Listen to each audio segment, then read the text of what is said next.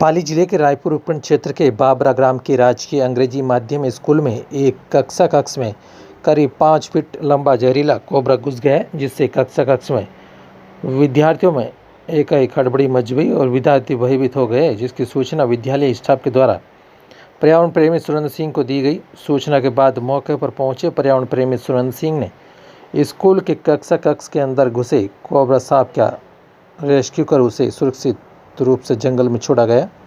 इसके बाद विद्यालय में अध्ययनरत छात्र व छात्राओं को सांपों से जुड़ी और सही सटीक जानकारी व अंधविश्वास से दूर रहने की सलाह दी तथा सांपों के प्रकार के बारे में पर्यावरण प्रेमी सुरेंद्र सिंह के द्वारा जानकारी बताई गई और जहरीले सांप के काटने पर उसका प्राथमिक उपचार और हॉस्पिटल जाने की सलाह दी, जिससे व्यक्ति का जीवन बचाया जा सके। इस दौरान विद्यालय के principal Dilawar Tak, vice principal Mukesh Rana, constable Dilip Kumar Babra तथा पूरा विद्यालय स्टाफ मौजूद रहा।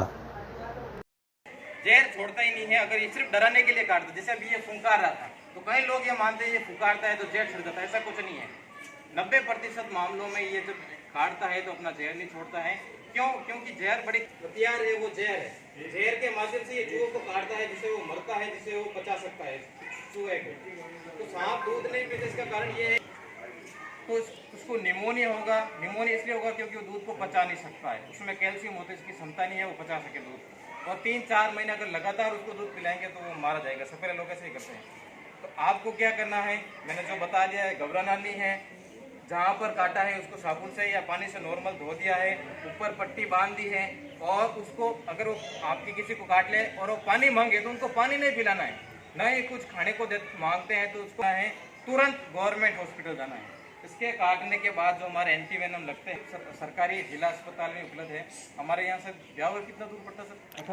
18 बहुत नज़दीक है। हमारे वहाँ से तो 25 किलोमीटर पड़ता है बस से, तो आपके तो बहुत नज़दीक है, यानी 18 किलोमीटर है। तो आप लगभग आधे घंटे में आराम से ब्यावर पहुँचोगे और आराम से आपकी जान बच सकती है। कैसे सांप काटने से, मान लीजिए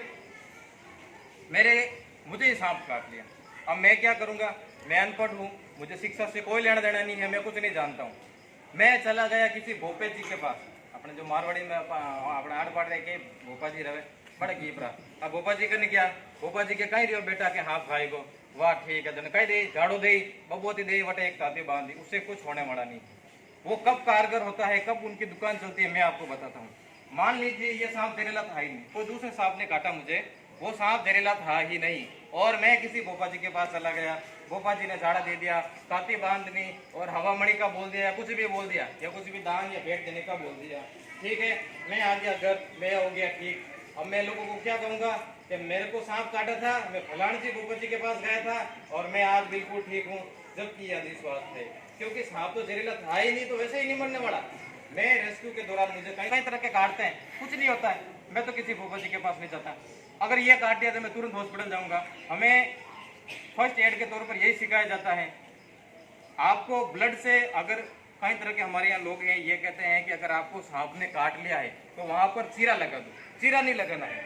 अगर चीरा लगा दिया तो क्या होगा, मान लीजिए किसी ऐसे सांप ने काटा जिसमें जहर है ही नहीं और वो चीरा, वो घाव गहरा लग गया, एक ऐसी नस पर लगे जहां पर आपका ब्लड रुक ही नहीं रहा है, तो ज्यादा खून बहने की वजह से भी आपकी मौत हो जाएगी। ये भी ध्यान रखना आपको।